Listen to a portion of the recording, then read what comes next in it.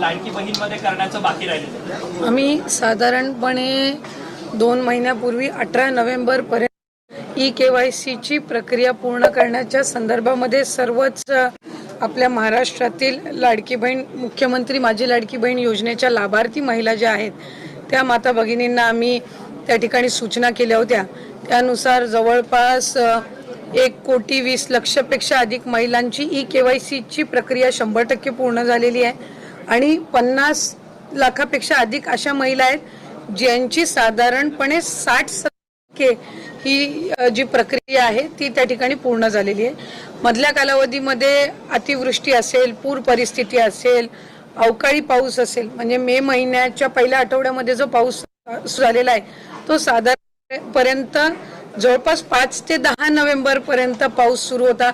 बऱ्याचशा ठिकाणी पुराची परिस्थिती सुद्धा होती, अतिवृष्टी सुद्धा झाली आणि त्या ठिकाणी महिलांचे काही असणारे कागदपत्र असतात, काही दाखले असतात, तर ते त्यांना म्हणजे पुराच्या परिस्थितीमध्ये सुद्धा तिथं काही भरपूरशा लाभार्थ्यांनी गमावलेले आहेत। त्या दृष्टिकोनातून आणि त्याचबरोबर ज्या विधवा महिला आहेत किंवा ज्या एकल महिला आहेत म्हणजे ज्यांचे वडील वारलेले आहेत पण डिवोर्स झालेला आहे किंवा अशा पद्धतीच्या ज्या काही बाबी आहेत तर त्याच्यामध्ये विनंती होती, सूचना होती।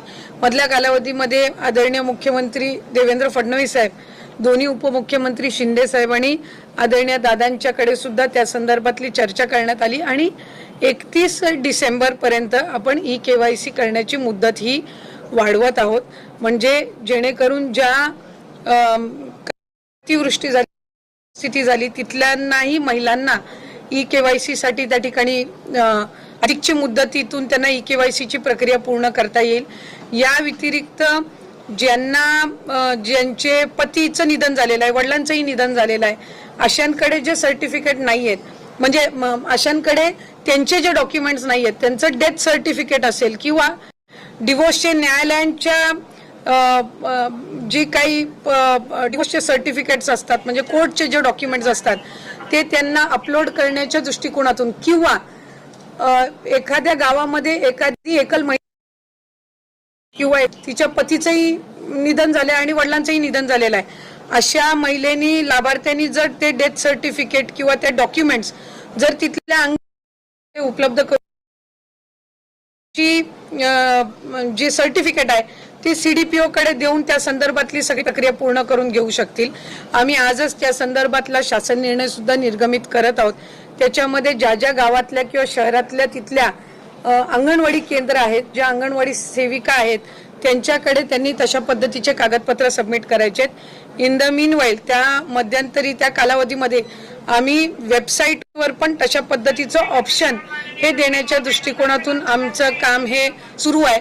रोज साधारणपणे 4 ते 5 लोड करण्याच्या दृष्टिकोनातून किंवा एखाद्या गावामध्ये एखादी एकल महिला किंवा तिच्या पतीचंही निधन झालेल्यांचं KYCची प्रक्रिया ही त्या ठिकाणी होत आहे। मधल्या काळात थोडं 1-2 लाखावरती संख्या आलेली होती, पण नंतर पुन्हा एकदा त्या वेबसाईट आणि संबंधित विषयांवर काम करून आता ती पूर्वपदावर आलेली आहे।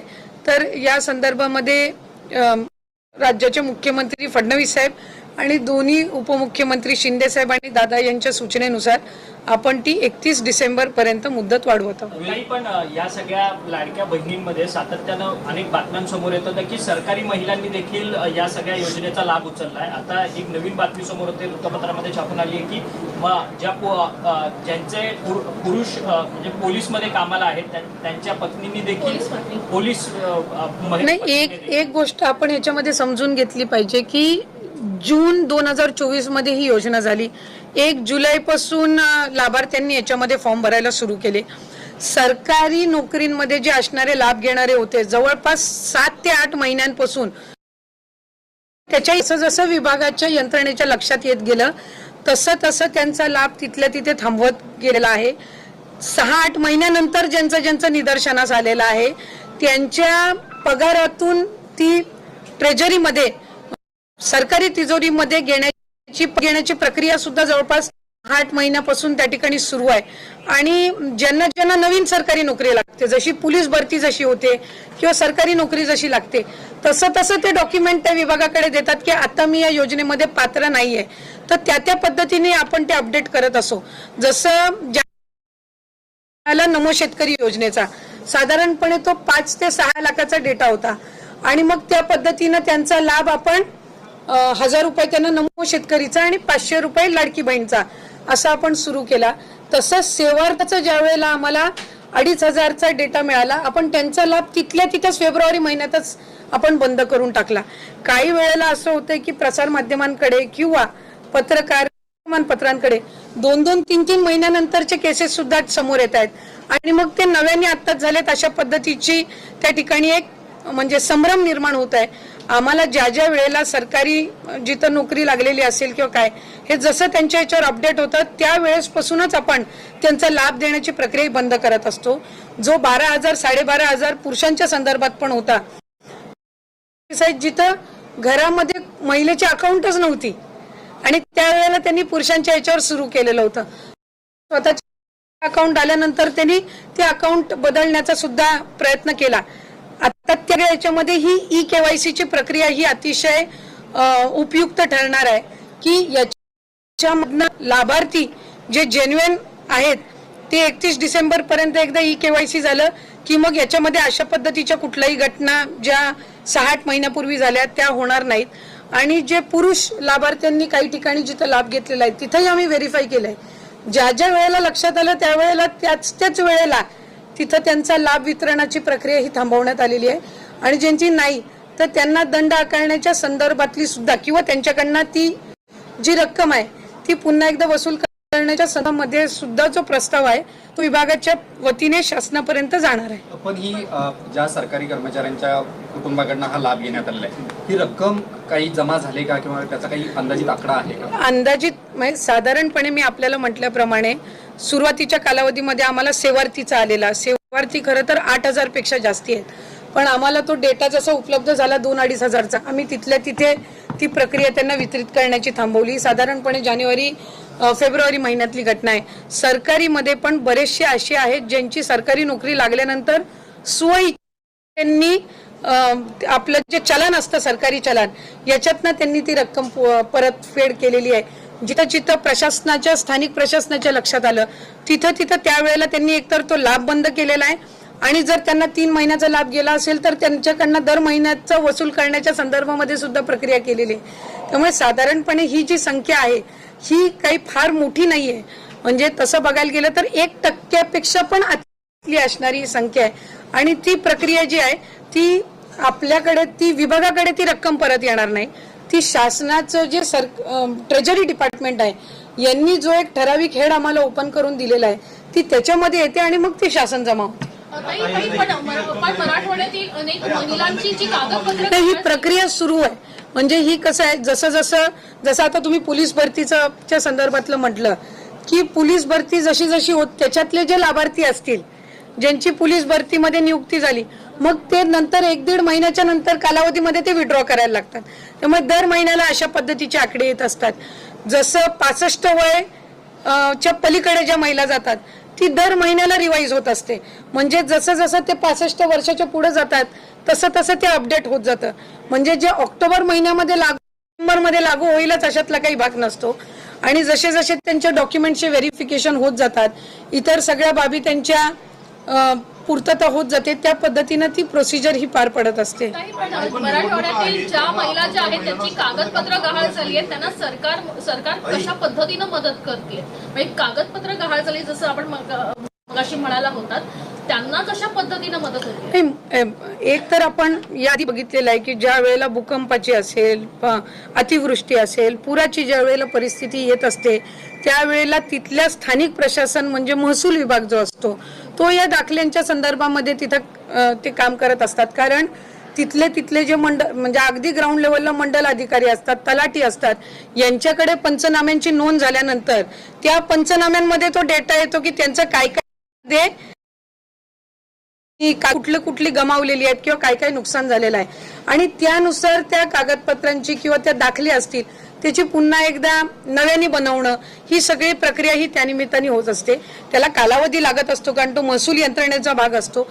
म्हणून आम्ही ही मुदतवाढ दिलेली आहे कारण आता गेल्या महिन्यातच आपल्याकडे ही अतिवृष्टी आणि पूरची परिस्थिती झाली आणि मग त्या कालावधीमध्ये त्यांना साधारणपणे 2 ते 3 महिन्याचा कालावधी पुन्हा एकदा त्यांचं नव्याने आधार कार्ड बनवणं किंवा वोटिंग कार्ड बनवणं किंवा त्या दृष्टिकोनातून आणि त्याचबरोबर ज्या विधवा माझी लाडकी बहीण योजना महाराष्ट्र सरकारची मुख्यमंत्री माझी लाडकी बहीण योजना ही योजना सुरू असून पात्र महिलांना आर्थिक मदत देणे हाच तिचा उद्देश आहे. सरकारच्या निर्णयानुसार या योजनेअंतर्गत पात्र महिलांना दर महिन्याला 1500 रुपये थेट बँक खात्यात जमा केले जातात. ही रक्कम कोणत्याही मध्यस्थाशिवाय डीबीटी पद्धतीने दिली जाते आणि त्यासाठी लाभार्थी महिलेचे आधार व बँक खाते लिंक असणे आवश्यक आहे. सरकारने स्पष्ट केले आहे की योजना बंद केलेली नाही आणि पात्र लाभार्थ्यांना निधी देण्याची प्रक्रिया सुरूच आहे. मात्र ही प्रक्रिया एकाच दिवशी सर्वांसाठी होत नाही. कागदपत्रांची तपासणी, पात्रतेची खात्री, आधार बँक पडताळणी आणि ई-केवायसी पूर्ण झाल्यानंतरच रक्कम जमा केली जाते. त्यामुळे काही महिलांच्या खात्यात पैसे आधी येतात तर काहींच्या खात्यात थोड्या कालावधीनंतर येतात. सरकारच्या माहितीनुसार ज्या लाभार्थी महिलांना मागील महिन्याचा हप्ता तांत्रिक कारणामुळे मिळाला नाही आणि नंतर त्यांची ई-केवायसी व कागदपत्रे पूर्ण झाली अशा महिलांना 2 महिन्यांची रक्कम एकत्र मिळू शकते. अशा परिस्थितीत 3000 रुपये जमा होतात. मात्र हे सर्वांसाठी नाही आणि कोणत्याही ठराविक तारखेला सर्वांच्या खात्यात एकाच वेळी रक्कम येईल असे सरकारने कुठेही जाहीर केले नाही. सरकारचे धोरण स्पष्ट आहे की निधी टप्प्याटप्प्याने पात्रतेनुसार आणि पडताळणीनंतरच दिला जाईल. जर लाभार्थी महिला व सर्व निष्कर्षांमध्ये बसत असेल, तिचे आधार बँक लिंकिंग आणि ई-केवायसी पूर्ण असेल तर तिला या योजनेचा लाभ मिळणारच आहे. पैसे उशिरा येणे म्हणजे योजना बंद झाली किंवा पैसे मिळणार नाहीत असा अर्थ होत नाही. सरकारकडून वेळोवेळी लाभार्थ्यांची माहिती तपासली जात आहे जेणेकरून केवळ पात्र महिलांनाच या योजनेचा फायदा मिळावा. यामुळे काही खात्यांवर रक्कम तात्पुरती थांबवली जाऊ शकते, परंतु तपासणी पूर्ण झाल्यानंतर पात्र लाभार्थ्यांना निधी दिला जातो. सरकारी यंत्रणेचे स्पष्ट म्हणणे आहे की माझी लाडकी बहीण योजना सुरू आहे. पात्र महिलांना आर्थिक मदत दिली जात आहे आणि ही मदत थेट बँक खात्यात जमा होत आहे. त्यामुळे लाभार्थ्यांनी अधिकृत माहितीवर विश्वास ठेवावा, आपली कागदपत्रे पूर्ण ठेवावीत आणि सरकारी प्रक्रियेप्रमाणे निधी जमा होण्याची वाट पाहावी.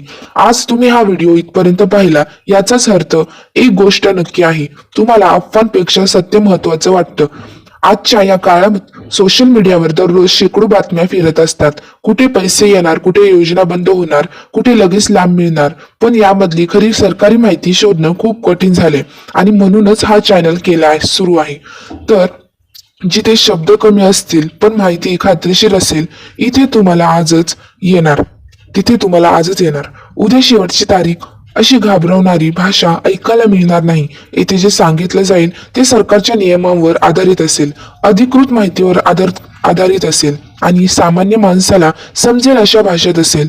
कारण योजना कागदावर नसतात, त्या लोकांच्या आयुष्याशी जोडलेल्या असतात आणि चुकीची माहिती दिली तर त्याचा परिणाम थेट तुमच्यावर होतो हे आम्हाला माहिती आहे. जर तुम्हाला असं वाटत असेल की सरकारी योजना, आर्थिक निर्णय, लाभ, नियम, बदल या बाबतीतची माहिती शांतपणे, स्पष्टपणे आणि विश्वासाने समजायला हवी, तरी हा चॅनल तुमच्यासाठीच आहे. आज सबस्क्राईब केल्यावर कदाचित लगेच काही होणार नाही, पण पुढच्या वेळी जेव्हा एखादी महत्वाची सरकारी अपडेट येईल तेव्हा योग्य माहिती सर्वात आधी तुमच्यापर्यंत पोहोचेल. हा चॅनल कोणाला घाबरवण्यासाठी नाही, कोणाची दिशाभूल करण्यासाठी नाही, तर सामान्य नागरिकाला माहितीपूर्ण बनवण्यासाठी आहे. तुम्ही विद्यार्थी असाल, गृहिणी असाल, कामगार असाल किंवा कुणालाही फक्त खरं काय हे जाणून घ्यायचं असेल तर इथे तुम्हाला नक्की मिळेल. म्हणूनच आत्ताच चॅनलला सबस्क्राईब करा, कारण पुढचा अपडेट कदाचित तुमच्याशी थेट संबंधित असेल आणि तेव्हा योग्य माहिती वेळेत मिळणं हेच सगळ्यात महत्वाचं असेल. सबस्क्राईब करा, कारण इथे अफवा नाहीत, इथे फक्त सरकारी सत्य आहे. धन्यवाद.